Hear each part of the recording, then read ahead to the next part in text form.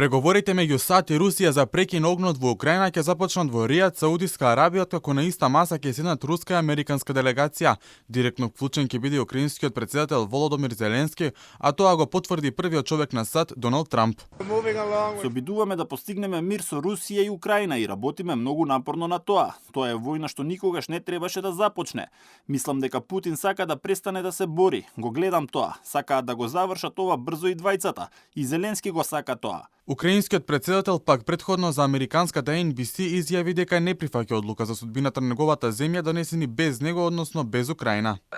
Никогаш нема да прифатам какви било одлуки меѓу САД и Русија за Украина. Никогаш. Нема ниту еден лидер во светот кој навистина може да се договори со Путин без нас, за нас. Дмитриј Песков, портпаролот на рускиот претседател, соопшти дека министерот за надворешни работи Лавров и советникот на Путин за надворешна политика Ушаков заминуваат за Ријад по инструкции на шефот на руската држава. Се очекува во вторник во Ријад да одржат состанок со американските колеги кој пред се ќе биде посветен на обновување на целиот спектар на руско-американските односи.